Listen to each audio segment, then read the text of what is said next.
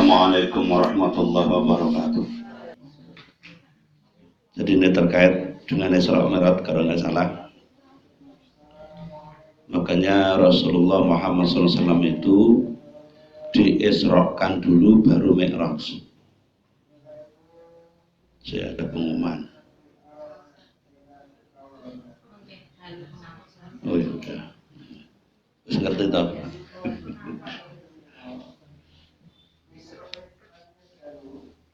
Rasulullah itu diisrokan dulu baru Mi'raj.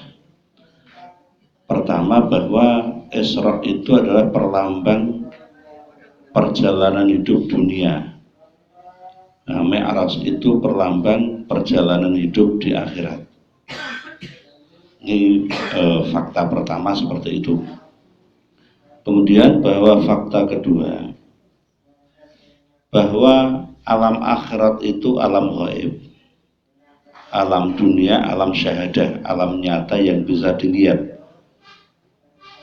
Manusia itu untuk bisa meyakini yang gaib itu kadang harus melihat dulu hal-hal yang nampak dengan mata. Tanpa melihat kenyataan hidup yang ada di dunia ini, maka kadang orang itu tidak yakin dengan adanya yang gaib.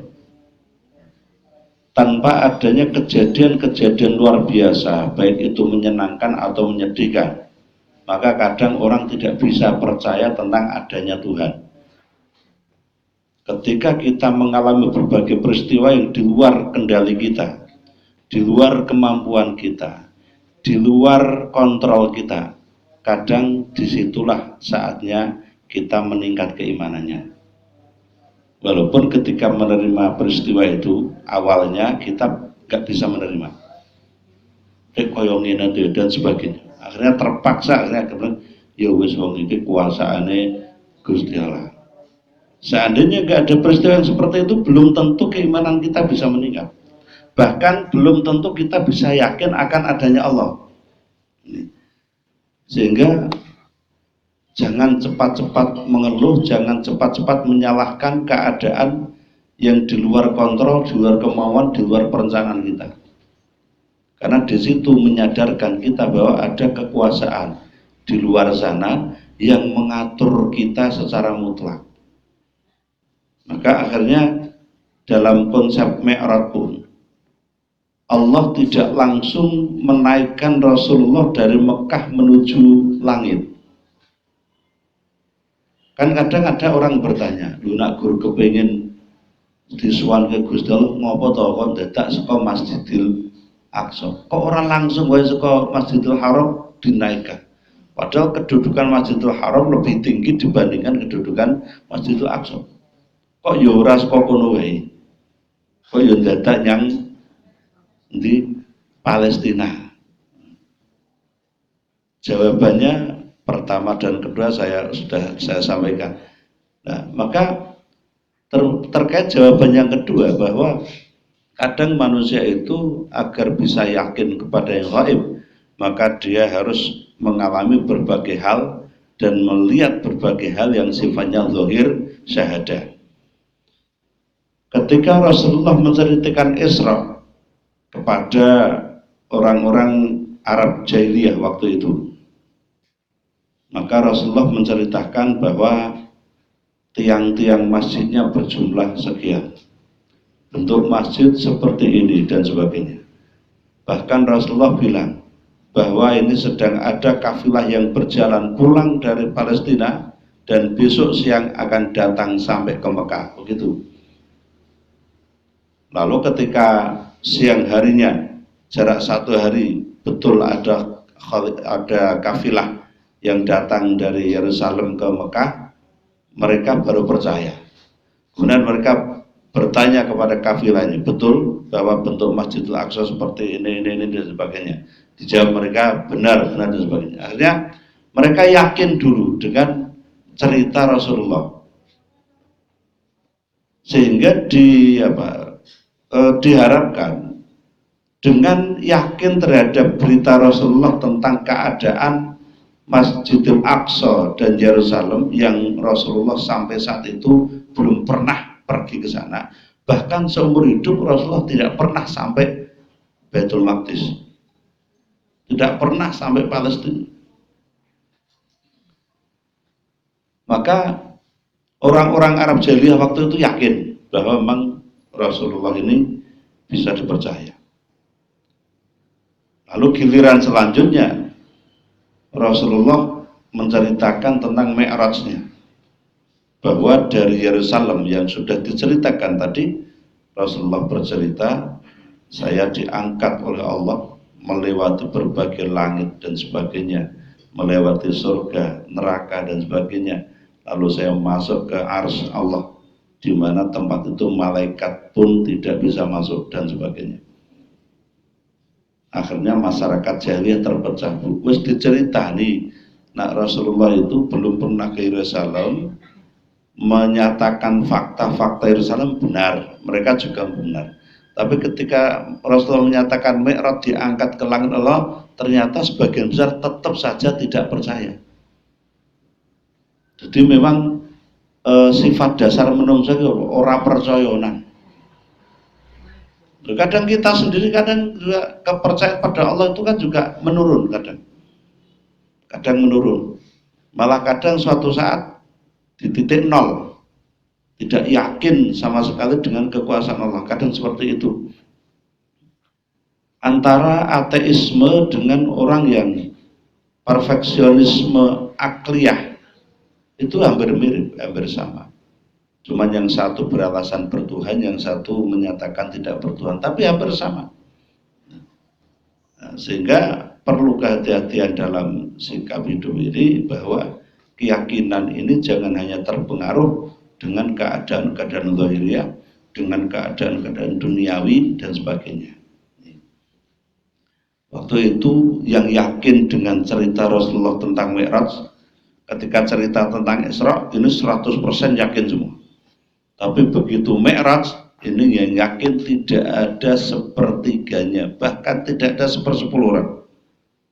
Yang mendahului menyatakan yakin hanya satu sahabat Rasulullah, Sayyidina Abu Bakar As-Siddiq. Yang lain sebagian yakin tapi cuma mengikuti saja, mengikuti Abu Bakar, dan itu tidak banyak. Ini. Maka kita ini pun dari kelompok umat Islam sekarang pun masih ada yang kurang yakin dengan berbagai fakta gaib. Ada yang menyatakan bahwa siksa kubur tidak ada. Ada paham seperti itu, Bu? Nggak tahu, jenengan udah pernah dengar belum ada paham seperti itu? Siksa kubur tidak ada, azab kubur tidak ada. Jadi begitu habis mati itu ngenteni langsung dibangkitkan, gitu. Nggak ada siksa dan nikmat kubur. Ini.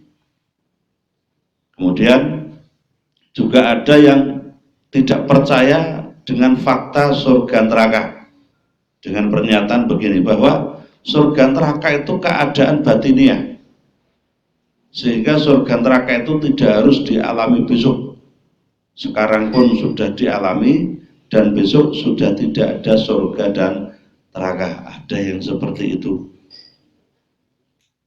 Kemudian juga ada aliran-aliran modern yang menyatakan bahwa Al-Quran itu bukan kalamullah, karena secara fisik bisa dilihat, bisa dibaca, bisa disentuh, diinjak pun tidak apa-apa, maka itu bukan kalamullah. Bahkan pernah ada salah satu dosen IAIN, kemudian dosen Stahimus Solo, yang berani menduduki Al-Quran karena menyatakan ini bukan kalamullah. Wong kelihatan kok, ini kertas biasa yang ditulisi, seperti itu. Artinya sampai kapanpun keimanan kepada yang gaib ini adalah sesuatu yang berat bagi sebagian manusia. Wong ra ketok. Jadi yo aja kaget nak kowe nang wong Islam sing punya keyakinan seperti itu, jangan kaget. Ada juga yang menyatakan bahwa syafaat Rasul tidak ada. Yang paling gampang itu banyak yang tidak percaya adanya garis hubung kehidupan duniawi dengan kehidupan barzakhi, antara alam dunia dengan alam kubur. Ini banyak juga yang nggak percaya. Sebagian tidak percaya adanya pahala maupun siksa dan seterusnya. Ini banyak. Nah, di sini kadang ada polemik, Bu. Polemik yang ada di masyarakat itu sepele-sepele saja. Misalnya jangan tadi membaca surat Yasin. Itu ada yang menyatakan membaca surat Yasin malam Jumat itu bid'ah. Ada yang menyatakan begitu. Maka kalau dalam pikiran jenengan mulai terganggu dengan uyo, ngugek iki ben Kanjeng Nabi kira tau maca surat Yasin malam Jumat yo. Ini lho njibuk iku ora usah dalil sing dhuwur-dhuwur. Kita cukup tanya gini aja. Surat Yasin itu diambil dari apa? Bukan begitu? Dari apa, Bu? Al-Quran. Nah, kira-kira maca Al-Quran dengan memilih surat maupun ayat itu boleh nggak? Oh, boleh. Bagus enggak? Bagus. Terus le maca dikhususkan waktu-waktu tertentu boleh enggak? Boleh ya. Saya nak ngomong ra boleh yuk, silakan aja. Wong paling aku guru takon kok. Dari entuk ngopo? Paling gur gitu. Wong nyatane jenengan pun kadang ya milih waktu-waktu tertentu kok. Wah, aku tak maca Quran yahmine we. Lah ngopo yahmine? Lah aku nganggur ku yahene lho kan begitu.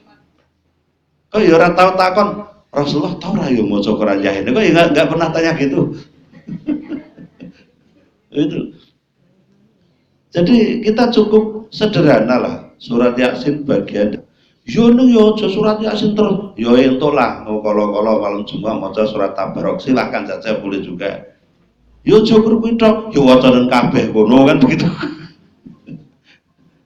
Dan kita boleh aja memilih-milih mana yang kita baca dari Al-Quran itu kita diperbolehkan. Itu yang menjadi alasan dari Sayyidina Ammar bin Yasir. Ammar bin Yasir itu yang pernah diadukan orang kepada Rasulullah. Ya Rasulullah, Ammar bin Yasir itu kalau mau cokoran rata urut begitu. Orang urut dia, ya pokoknya dinjah-njah sageleme dhewe. Ada dipanggil Rasulullah. Ammar bin Yasir tanya, bener kamu baca Quran orang urut? Betul ya Rasulullah. Kamu pilih-pilih? Iya. Terus kamu pilih-pilih, kamu baca berterusan? Iya Rasulullah. Apakah enggak boleh ya Rasul? Gitu. Nah Kanjeng Nabi ya benar, ya boleh saja. Gitu. Wong semua itu adalah dari Al-Quran. Begitu. Nah, nak memang senengane Yasin ya wis arep piye meneh. Wis ngono wacanan. Paling gampang ya kuwi kok. Wong umpamane jenengan ki engko malam ngene diganti Al-Baqarah nang jenengan ora gelem kok. Wis iki anu aja Yasinan Al-Baqarah. Itu jenengan ya mau kesuwen. Dawane ra boleh enggak? Boleh. Gitu. Ya sekali-kali Ar-Rahmanan, boleh saja. Ikur kita Ar-Rahman diwaca bareng malam Jumat ngono iki urung patek kulino kan begitu. Nah, jadi kita ambil yang sepele-sepele seperti itu. Nah kadang kita ini karena ekstrimnya dengan satu pendapat, akhirnya kita itu justru malah mengingkari apa yang diharuskan di dalam agama. Jenengan boleh saja maca kulhu terus ya boleh, wis pokoke kulhu wis gampang. Sudah, boleh-boleh saja. Jadi kepapatan bolak-balik alif lam mim, alif lam ra, nun, moga saja. Semuanya berpahala. Jadi kalau apa? Kemudian ada juga kaitan begini. Yang tadi persoalan yang alam ghaib itu. Pahala dan dosa itu gaib apa nyata, Bu? Ya, gaib apa nyata?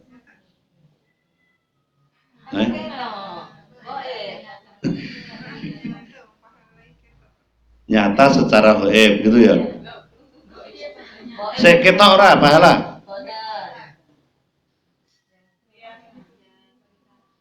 Bingung jenengan ya. Ya ora kelihatan dirasakan. Saya Jenengan pernah dengar bahwa wujud pahala itu ini dalam Quran maupun hadis ada? Enggak ada. Jadi terus bi.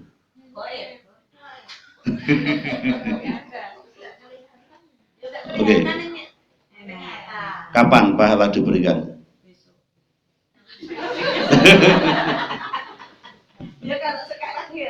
Gini loh Bu. Jane pahala karo dosa itu wis dikeke saat kita berbuat. Cuma tempatnya itu di sana gitu loh. Ditaruh di sana. Mbok celengan ora. Kenapa tidak langsung diberikan di dunia? Rasulullah menjawab, seandainya satu titik jarum api neraka ditaruh di sebuah tempat di bumi, maka musnahlah seluruh bumi terbakar oleh api itu.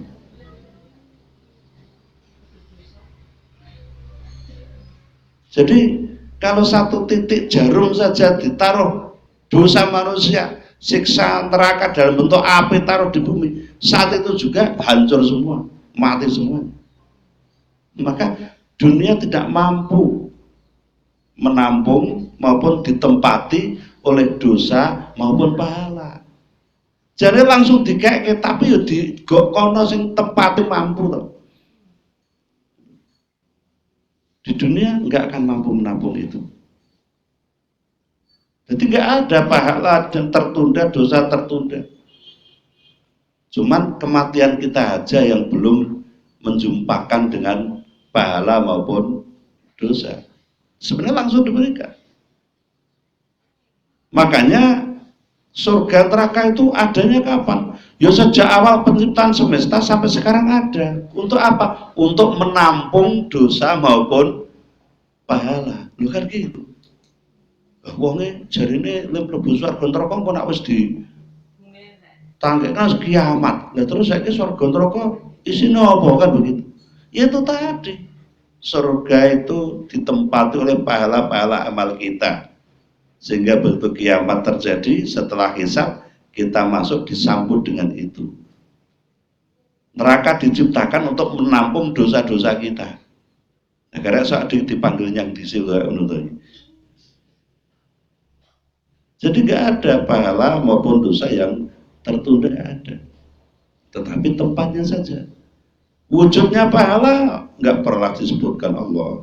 Wujudnya dosa tidak pernah disebutkan Allah. Quran paling benar azabun syadid wira, siksa yang sangat pedih, ajrun azim, pahala yang demikian besar, paling begitu aja. Neng gedene kaya apa ya nggak pernah diceritakan.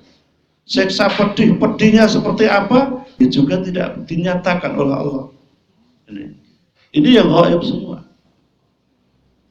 Nah, wis ngene iki adalah akhirnya oh iya, ganjaran iki gaib, kemudian dosa itu juga gaib.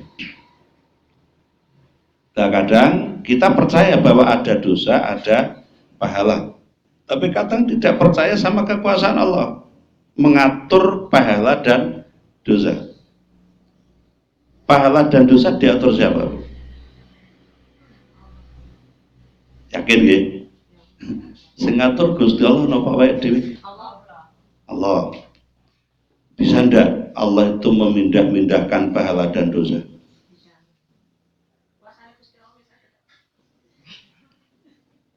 Yo, bisa ndak? Bisa ya? Bisa. Contohnya cetok. Suatu saat Rasulullah didatangi orang. Ya Rasulullah, ibu saya sudah wafat, tetapi tidak pernah wasiat apapun. Maka saya pengen sedekah, tapi ganjarannya untuk ibu saya. Gimana ya Rasul? Nah, if'al sudah lakukan. Yaudah saksikan ya Rasul, saya bersedekah untuk ibu saya. Berarti yo iso. Tinggal keyakinan orang itu. Tapi kan harus berdasar niat, berdasar tekad bahwa apa yang saya sedekahkan ini adalah untuk ibu saya, bapak saya, saudara saya, dan sebagainya. Siapa yang berkuasa memberikan? Allah. Makanya kita meminta kepada Allah agar Allah memberikan pahala terhadap amalia saya ini, dan pahalanya diberikan kepada si A, si B, si C, dan seterusnya. Jadi zaman Rasulullah wis oke wong takon-takon ngono sudah banyak. Ternyata Rasulullah itu bijaksana. Ya bisa gitu. Nah kalau sekarang tuh orang ditanya kayak nabi kayak raiso. Tegas dong. Kadang mangungkuli kanjeng Nabi. Kalau kanjeng Nabi, nah, ya. Gitu. Jadi penak wae. Wes akhirnya kuwi lak sedekah, mandang wong meneh teko meneh. Ya Rasulullah, saya pengen haji, tapi hajinya untuk bapak saya ki bisa ada? Ya bisa. Cuma itu aja. Bisa. Haji untuk orang tuamu. Bisa. Zakat. Itu semua ditanyakan, zakat, puasa dan sebagainya. Ditanyakan semua. Rasulullah selalu jawab, boleh.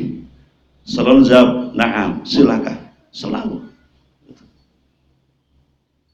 Artinya, semua amal baik yang bisa kita lakukan, ini ternyata bisa transfer pahala kepada orang lain.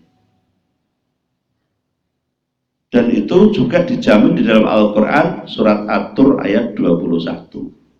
Di sana juga dikemukakan tentang perpindahan atau transfer dari amal soleh.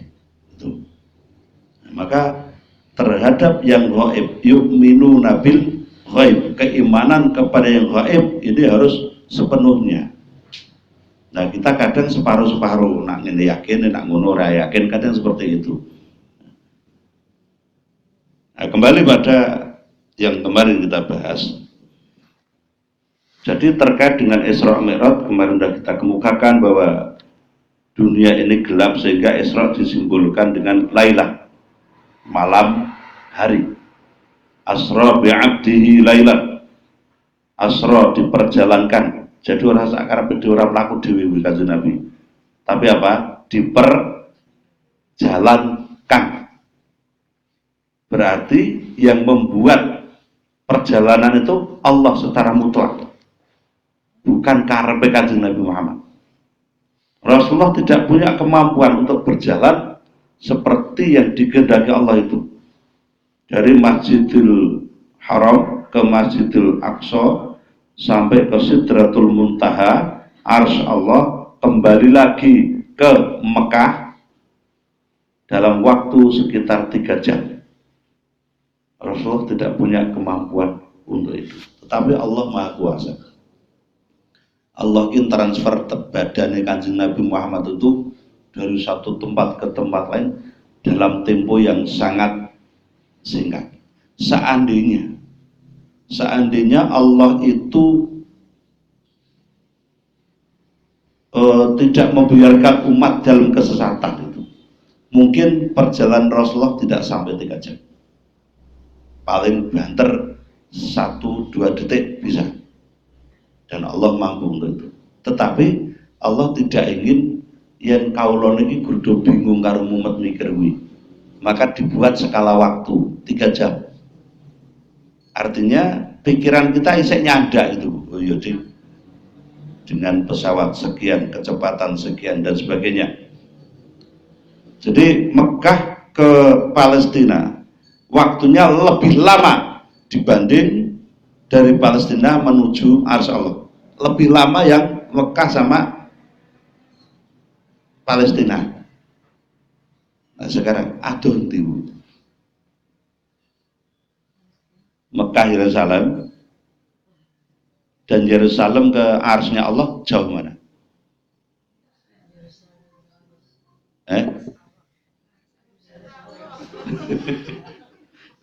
Oke, jenengan nggak tahu jauhnya. Wes ngene wae ora sah karo Arsy Allah. Mekah sampai Yerusalem dan Yerusalem ke titik matahari jauh mana? Jauh sampai ke titik matahari ya. Kenapa kok dengan matahari?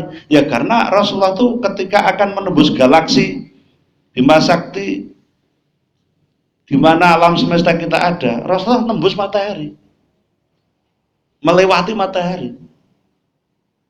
Makanya saya tanyakan, sampai matahari aja. Udah. Oke, nah bumi dengan matahari lebih jauh dibanding Mekah dan Yerusalem. Ternyata perjalanan Rasulullah yang sekitar 3 jam itu yang lebih memakan waktu lama itu adalah antara Makkah Yerusalem dibanding Yerusalem sampai ke hadirat Allah. Lebih lama perjalanan dunia itu. Ini tuh menunjukkan pada kita bahwa awak dhewe rumangsane urip ning donya ki suwe, padahal ora gitu loh. Jenengan boleh aja bilang 60 tahun usia saya, 70 tahun usia saya, 80 tahun, tapi di sisi Allah tidak lebih dari 2,5 jam. Di sisi Allah. Sangat-sangat sedikit. Kenapa diistilahkan lama? Kok lebih lama? Ya, menjalani kehidupan yang penuh cobaan itu terasa lebih lama itu. Dan karena suka matahari sampai ke pusat galaksi Bima Sakti itu masih miliaran tahun perjalanan cahaya kalau kita memakai kecepatan pesawat ultrasonik yang paling cepat sekalipun. Ini masih butuh miliaran tahun. Kalau dengan kecepatan cahaya yang per detik itu 1.700.000 km per detik, itu kita itu mau berjalan ke pakai pesawat super canggih, super cepat, mau ke bintang yang kita terlihat dari bumi itu butuh waktu antara 8 sampai 11 miliar tahun satu kali perjalanan. Yang mulai guys 12 miliar tahun umure gurun suwida 70 hanya ada. Tetapi dengan kekuasaan Allah Rasulullah bisa. Artinya begini, kita bayangkan bahwa perjalanan hidup kita ini nanti masih lama. Saya urip umure 45, engko nak mati berarti umpamane umure 25 berarti saya 20 tahun meneh. 20 tahun mati eneng kuburan ngenteni kiamat. Kiamat itu genah kapan? Berarti suwe. Engko mlakune saka alam barzah, dari alam barzah menuju mahsyar juga lama karena ada standar 70.000 tahun dan sebagainya. Mungkin kita beranggapan lama, tapi tidak. Wong 3 jam Kanjeng Nabi sudah sampai hadapan Allah. Artinya nanti kita itu sama-sama kaget, sama-sama terkejut dan menyesali kehidupan kita karena tahu-tahu kita merasakan bahwa amal kita sangat-sangat kurang yang kita berbuat. Dan itu baru kita sadari ketika kita wafat, ketika kita meninggal dunia. Nah saya kurang patah sadar Bu. Kita itu sekarang tuh ngerti lagi ngamalnya oke. Bagi saya sudah cukup amal saya. Ngono rumangsane saiki.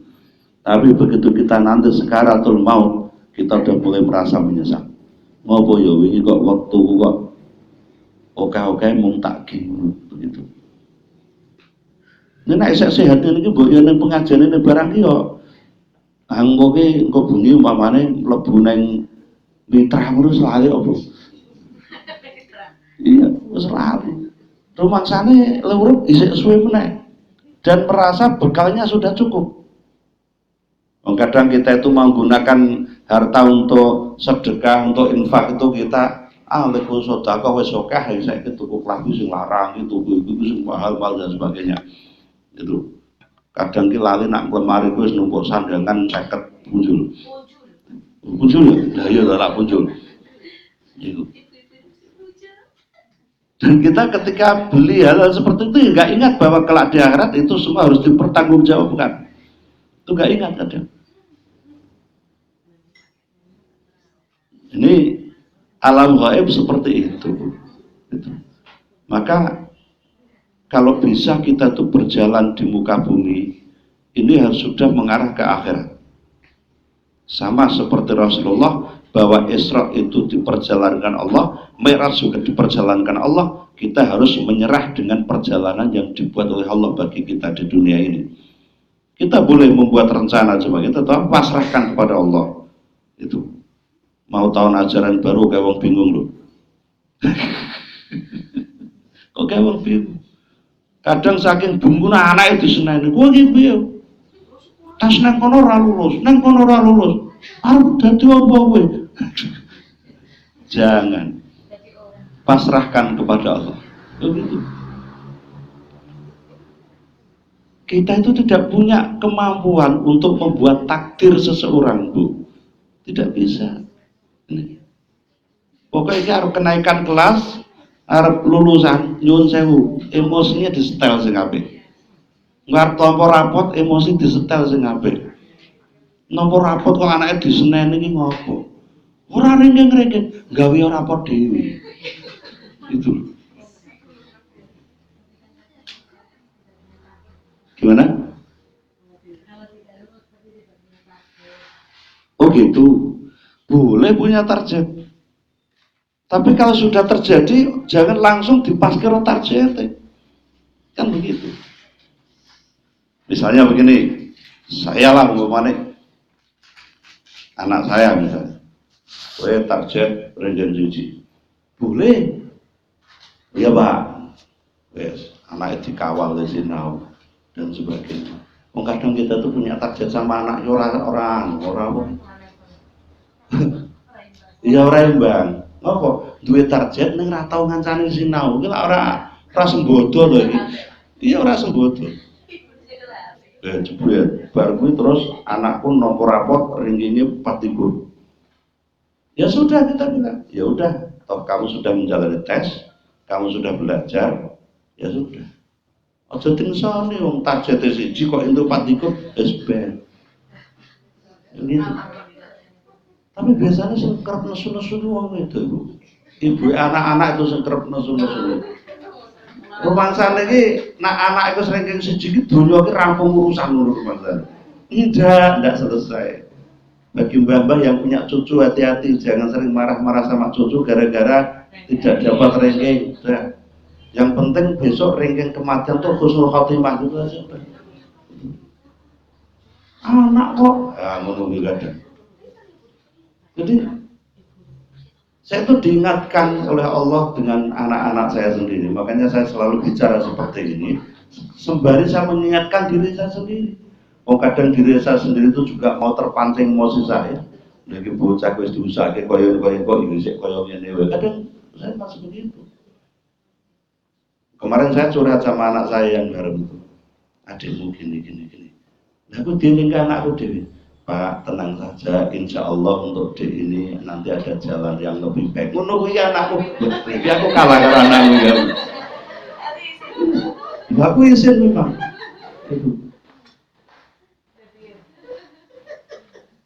Terus kemarin saya ngomong sama istri sama ibu saya, simbol saya.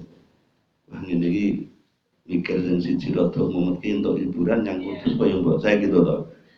Terus ibu gini, ngono ki jenenge beda-beda ke anak gitu. Hanya tadi malam anakku ki tak kloni ya nang omah ya aku dosa ora anakku sing iki gitu. Padahal anak saya tuh enak aja, tak kon sinau ning guyu. Terus nanti begitu kita nak nilai mungkin guyu, anakku jane apik itu. Pokoknya tak piyak-piyake sini guyu tok. Ya begitulah, paling gitu. Anakku kan nomor loro, wah gayanya jos pokoknya. Ya begitulah gitu.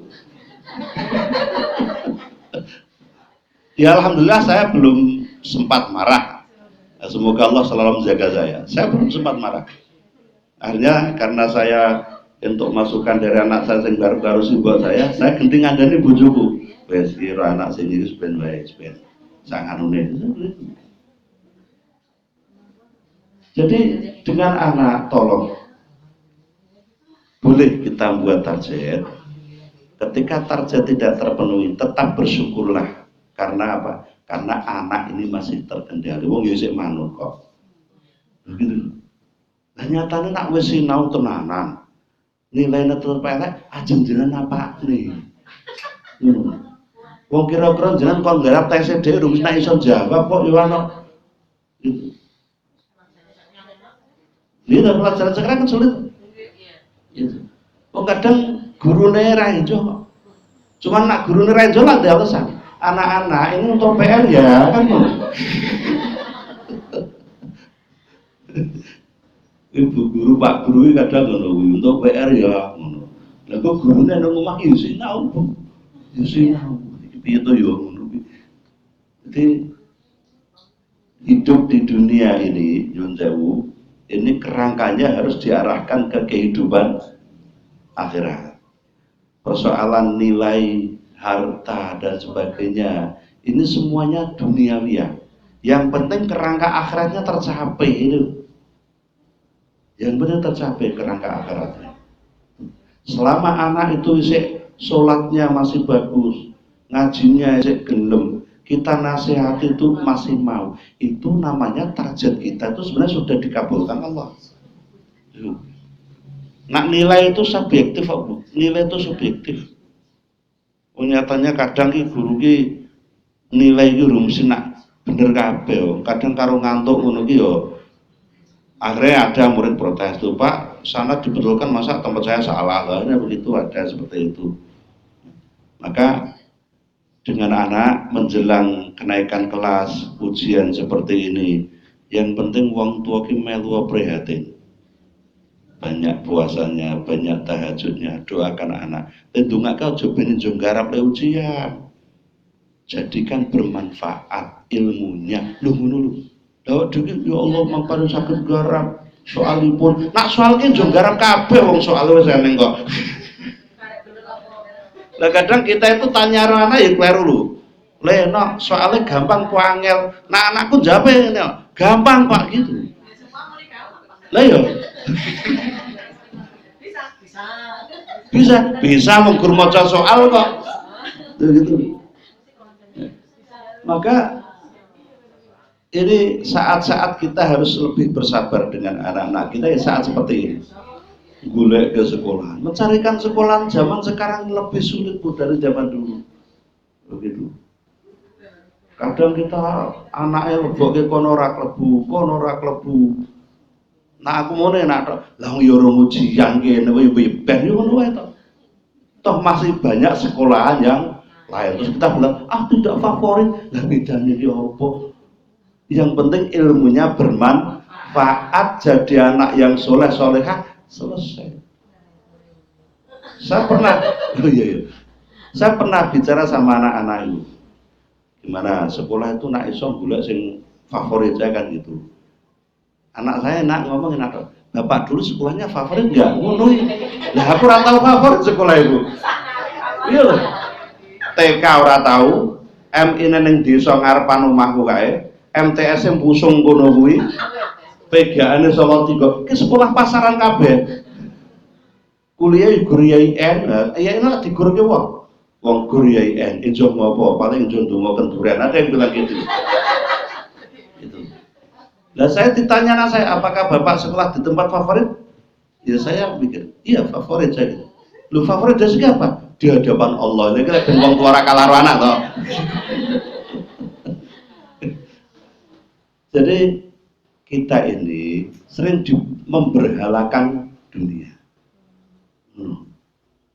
Mandang sekolahan itu aja favorit tidaknya. Produk akhir punya akhlak bagus enggak? Adab yang baik tidak? Soleh solihah apa tidak? Agamane iso nglakoni pura. Ini loh produk akhir yang harus kita canangkan itu. Karena tugas berat kita pasti ku anfusakum wa ahlikum nar. Kamu harus bisa menjaga dirimu dan keluargamu termasuk anak-anakmu dari api neraka.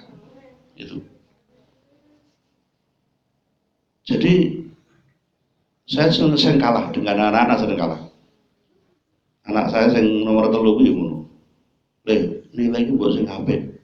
Apakah nilai bagus menyelamatkan saya dari neraka, Pak? Ngono kuwi jawabannya. Aduh. Iki piye ya aku. Terus saya ngomong dengan kiainya, Pak ya ini. Lah ngoten niku leres napa salah kok ngono kuwi kiai malah ngono lah aku yang mati wae dikeroyok pirang-pirang ngono. Nggih leres. Lah iya ya kalau memang nilai belum tentu menjamin neraka surga, jenengan nggak usah persalahkan, nggak usah mempersoalkan. Yang penting nanti produk akhir anak jenengan selamat di akhirat. Ngono kiai ini malah bela anakku ini, lah ya wis akhirnya anakku nomor 3 semakin males belajar. Ngono kuwi. Tetapi dia ndelok kiai ini terus, kiai ini piye di eloni gitu. Kadang dicocok ke rupanya. Bapak juga gitu enggak ngono wae. Iki aku diajar anak ya. Pak, kiai saya itu bangunnya jam 3 malam. Terus dia itu tahajud, lalu doain sama anak-anak itu. Lah kok diceritain siapa? Saya pernah kok lihat. Saya juga bangun malam, terus saya di belakang Pak Ye, beliau doakan siswa-siswanya. Bapak gitu enggak ngono ki, Bu. Lah iki ya. Mendelep to aku. Wong aku serku niwene ben apik malah ling ngarahke ngono ki lah ya kalah ro anak ini. Lah ketoke jenengan nak urung entuk pelajaran ku anak ngono kuwi dadine jenengan sik santai nyeneni. Jadi akhir bagaimana ini harus kita targetkan. Ada target besar, ada target kecil. Target besar yang menjadi muara adalah keselamatan anak di akhirat. Ini target besar. Nah kalau persoalan target kecil ya oke, target kecil ini sekolah gonjeng apik, kemudian nilainya bagus, terus ngono-ngono target kecil. Kalaupun target kecil tidak tercapai, yang penting target besarnya tercapai. Itu angel Bu, jadikan anak soleh itu angel. Wah bukan sholat subuh angel rawuh. Iya kan? Itu. Tapi coba jangan bangun. Ya dia nanti 1.000, langsung bangun buntu. Ngiming-ngiming akhirat itu sulit. Nah maka dalam masalah ini ada beberapa kunci memang. Jadi antara qanaah, sabar, syukur, kemudian tawakal, dan terakhir adalah menyerah diri kepada Allah dalam segala perjalanan hidup. Serahkan. Biarlah Allah yang memperjalankan hidup kita. Silahkan buat rencana A, B, C, D dan sebagainya. Tapi terakhir kita harus bilang, ya Allah, saya pasrahkan. Saya punya rencana seperti ini, saya pasrahkan. Perjalankanlah saya ke jalan yang lurus menurut kehendak-Mu. Enak itu nafsu menurut. Wis to jenengan berencana 100 mesti jan hasil, ora nang separuh. Cita-cita kita tidak ada separuh yang dituruti Allah, karena Allah punya rencana terbaik untuk kita. Mulai serahkan ke sana. Kita kadang akhirnya bilang gini, ya terpaksa ya menerima kahanan. Jangan kahanan. Allah yang harus kita menjadi sandaran kita. Itu salah satu hikmah perjalanan Isra seperti itu. Rasulullah itu ngeli miturut jongkone Gusti Allah. Isra dimboke sing. Itu kan Rasulullah enggak lurus ke Yerusalem. Isra-nya enggak lurus ke sana. Dadak mandeg sik neng neng Yasrib yang kemudian jadi Madinah. Dimboke neng Madian. Tempat dulu Nabi Musa membaktikan diri kepada Nabi Shu'aib selama 40 tahun. Dienggoken yang Bukit Turzina. Baru dari Bukit Turzina diarahkan ke Masjidil Aqsa. Tidak lurus, Bu. Tidak lurus. Jadi Rasulullah ki umpamane ngendelke mukjizat kabeh ngono ki ya hijrah itu ora perlu dadak ndelik barang. Gitu. Kenapa perlu delik? Agar umatnya belajar bahwa strategi mencapai akhirat juga harus disertai strategi di dunia ini dalam rangka mensiasati godaan setan. Itu kan begitu. Gawe strategi sing apik. Ben uripe keselamatan itu. Ya. Hingga inggoge tekan Yerusalem, Baitul Maqdis baru dinaikkan menuju Allah. Niku. Jadi nak wis ninggal ke jejak ning dunya sing apik, iki insyaallah salah satu alamat husnul khotimah. Maka jejak Nabi kaki Nabi Muhammad berada di Yerusalem. Yang di Mekah justru jejak Nabi Ibrahim. Itu jenengan nak mikir iki lak dadi aneh to lungguhe to iki. Nabi Ibrahim yang berdiam di Yerusalem, jejak kakinya di Mekah. Nabi Muhammad yang di Mekah dan Madinah, jejak kakinya di Yerusalem. Pernah mikir enggak itu, Bu? Keanehan-keanehan seperti itu. Lalu di batu tulis ada jejak kaki. Jejak kaki sebelum Nabi Muhammad malah, yang diidentifikasi sebagai Raja Purna Warman.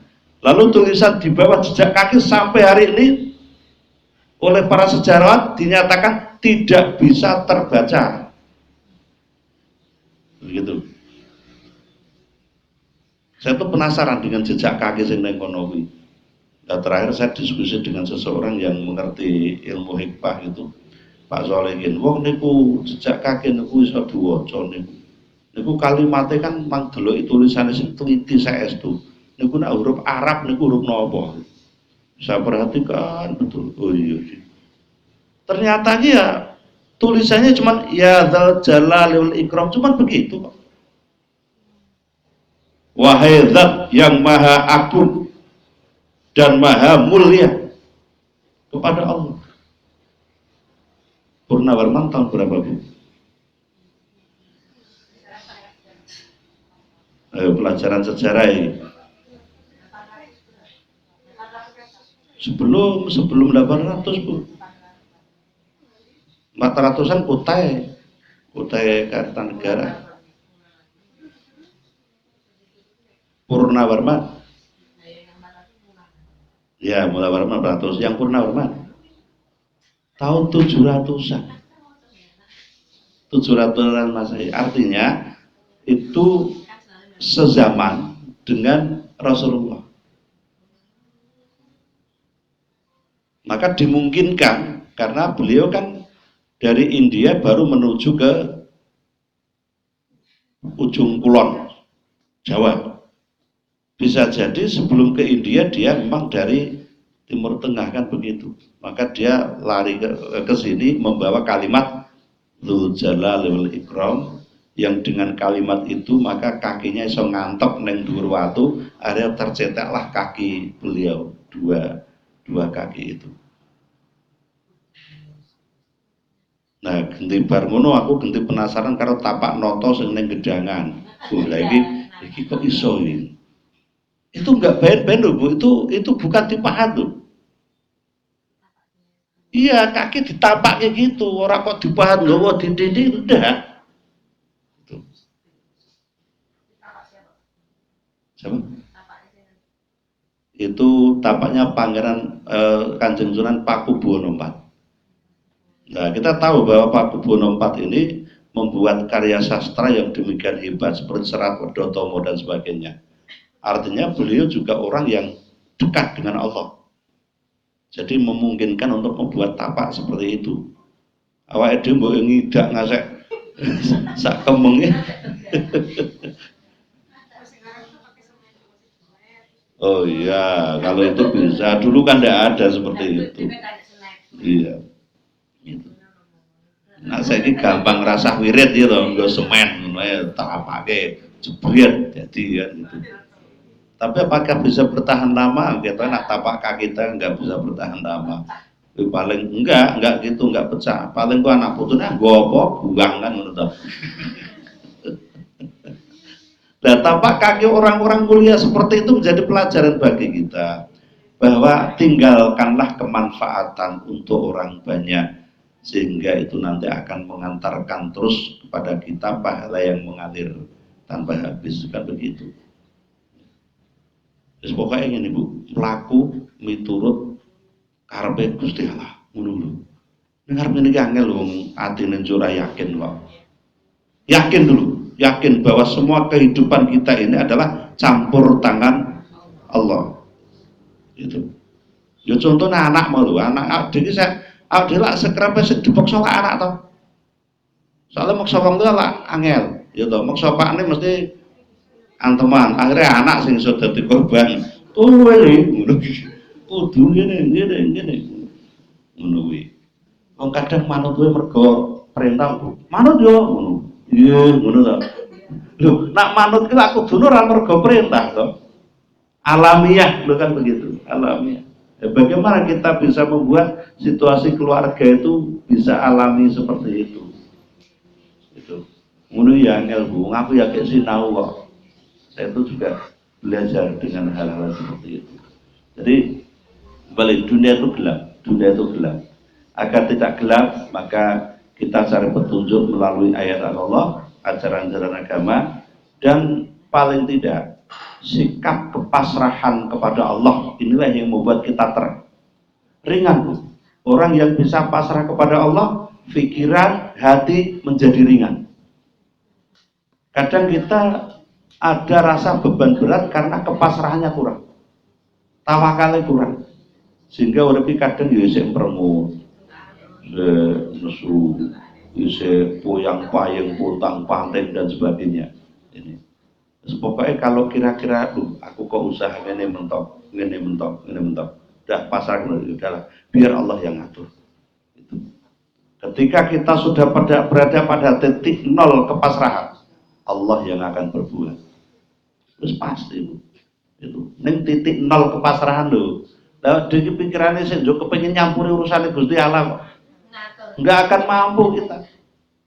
Gusti Allah diperintah-perintah apa karyawane jenengan yo gitu. Ya karepe awake dhewe Gusti Allah iki kaya pembantu awake dhewe ta. Ya apik ngono ya. Boleh ya, boleh. Ora apa-apa, boleh. Untuk syariat tuh boleh itu. Ini aja kaya sing tak kandhake kae, aja kaya lampu Aladin. Jadi kita tuh menganggap bahwa doa itu seperti lampu Aladinnya, Gusti Allah kaya jin yang keluar dari lampu. Begitu ndonga karepe Allah terus apa karepmu ngono kuwi. Ya Allah, kula pengen niki. Oh iya ngono. Jadi ini judul lagi Allah bukan jin lampu Aladin begitu loh.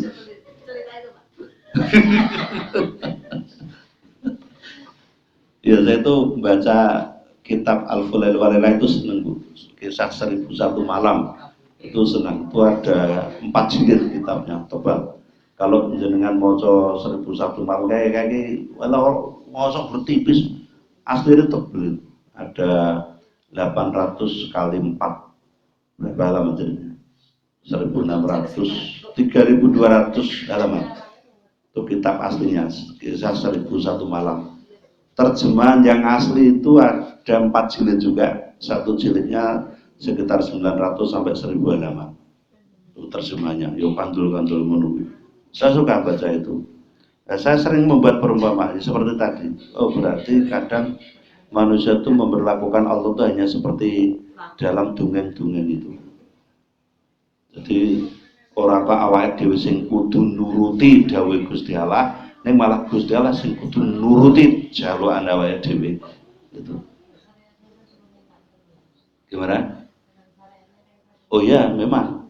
Tapi kan minta di situ kan tidak boleh pakai target. Nah kita kan menduin target agar terpenuhi. Lah itu yang salah kan? Jadi gini, ud'uni, berdoalah kamu. Ini perintah. Jadi harus ada kesadaran bahwa ketika berdoa itu kita hanya sekedar ibadah. Tidak ada kewajiban dari Allah untuk memenuhi. Tapi kan ada nak donga kan pas duwe target. Pas rantai target donga lak sithik. Begitu punya target doanya banyak, bahkan gitu. Oh, udah maghrib ya. Wah betul. Nah, ini jam berapa? 6:10 maghribnya. Oh iya, saya kurang ngomong. Kembali ke doa tadi. Doa umuhul ibadah. Doa itu adalah puncaknya ibadah. As-sholatu wa doa, ya doa. Sholat itu adalah doa. Jadi sholat itu mukdumah. Begitu. Puncak ibadah adalah sholat. Itu adalah doa. Artinya ibadah yang paling wajib dan paling besar pahalanya itu memang berdoa. Tetapi nak ndonga kuwi aja terus duwe bayangan bahwa Allah pasti kudu ngabul ini jangan. Kita berdoa dalam rangka menjalankan perintah Allah. Dikabulkan atau tidak terserah. Ngono lho carane. Ning angel ya ngono ya. Angel. Ning kudune ngono. Iya.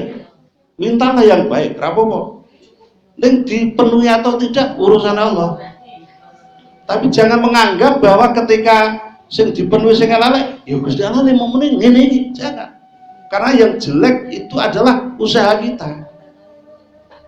Min sayyi'atin min nafsi. Yang jelek-jelek, yang buruk-buruk dari dirinya sendiri, bukan dari Allah. Garis batasnya gon Quran itu cetok. Cetok.